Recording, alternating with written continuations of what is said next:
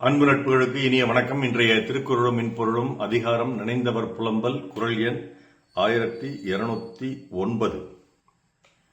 விழியும் என் இன்னுயிர் வேறு அல்லம் என்பார் அழியின்மை ஆற்ற நினைந்து. இதை சற்று மாற்றி பார்த்துக் கொள்ளலாம். வேறெல்லம் என்பார் அழியின்மை ஆற்ற நினைந்து விழியுமின் இன்னுயிர்.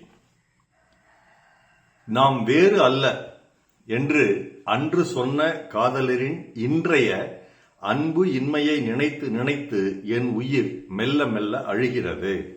My life is slowly going away, thinking the non-giving of love by my lover, who had once told that we were not separate.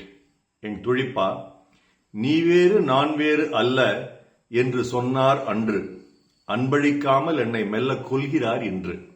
நீ வேறு நான் வேறு அல்ல என்று சொன்னார் அன்று, அன்பு அழிக்காமல் என்னை மெல்ல கொள்கிறார் என்று. கவிப்பேரரசு உரை.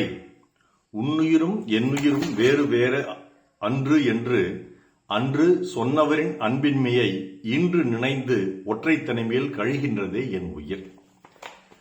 கல்யாண புதுசுல அல்லது காதலிக்கும் பொழுதில் இந்த மாதிரியெல்லாம் வசனங்கள் வரும். நீ வேறு நான் வேறு அல்ல, ரெண்டு பேரும் ஒரே உயிர் தான்,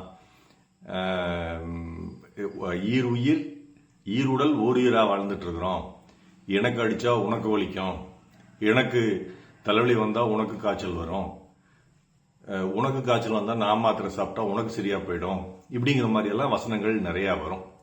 ஆனா கொஞ்சம் நாளாக என்ன ஆகும், இது ஏன் உடம்பு, இது ஏன் வலி, இது ஏன் பிரச்சனை, இது எனக்கு தான் தெரியும், உனக்கு என்ன தெரியும் அப்படிங்கிற பேச்சு வந்துடும். சில பல ஆண்டுகள் கழிச்சு வந்துடும். இதைத்தாங்க இந்த குறள்ல திருவள்ளுவர் சொல்றார்.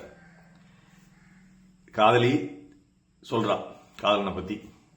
நீ காதலிக்க ஆரம்பிச்ச புதுசுல என்ன சொல்லிட்டு இருந்த, நீ வேறு நான் வேறு இல்ல, உன் உயிரும் என் உயிரும் இல்ல, ஒருத்தர் செத்தா ஒருத்தர் செத்துருவோம் அப்படின்னு எல்லாம் நீ வசனம் பேசிட்டு இருந்தியே.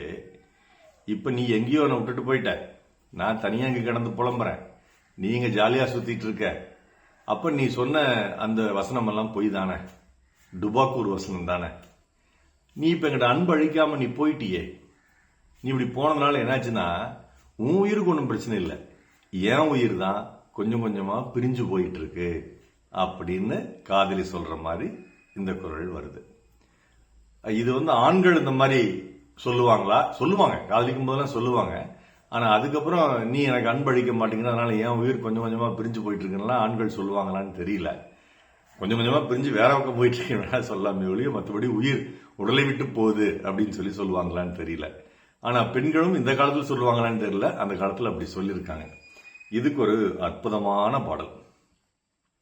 இடது விழியில் தூசி விழுந்தால் வலது விழியும் கலங்கி விடுமே, இருட்டில் கூட இருக்கும் நிழல் நான் இறுதி வரைக்கும் தொடர்ந்து வருவேன்.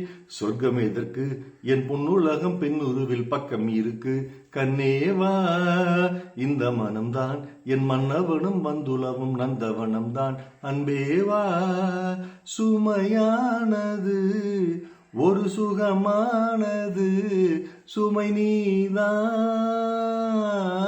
நீ பாதி நான் பாதி, கண்ணே அருகில் நீ இன்றி தூங்காது கண்ணே, நீ இல்லையே இனி நான் இல்லையே, உயிர் நீயே. வாலி எழுதின கேரளி கண்மணி படத்தில் அற்புதமான பாடல். ஆனா இதெல்லாம் பாட்டு தாங்க, இதெல்லாம் கதை தாங்க. நடைமுறை வாழ்க்கைக்கு ஒத்து வருமா? அந்த காலத்துல ஒத்து வந்திருக்குது, இந்த காலத்துல ஒத்து வருமா? நீங்களே யோசிங்க. விழியும் என் இன்னுயிர் வேறு அல்லம் என்பார் அழியின்மை ஆற்ற நினைந்து. நாள் சிறக்க நற்றமிழ் வாழ்த்துகள். மருத்துவர் ராமசெல்வரங்கம், ரிஷி நேத்ராலயா, விழி அகாடமி, சேலம், கள்ளக்குறிச்சி, அரூர், ஈரோடு, கணதிபாளையம், நாளோடு. நன்றி. டாக்டர் செல்வா குரல் யூடியூப் சேனல் ஷேர் பண்ணுங்க, லைக் பண்ணுங்க, கமெண்ட் பண்ணுங்க, சப்ஸ்கிரைப் பண்ணுங்க. வணக்கம்.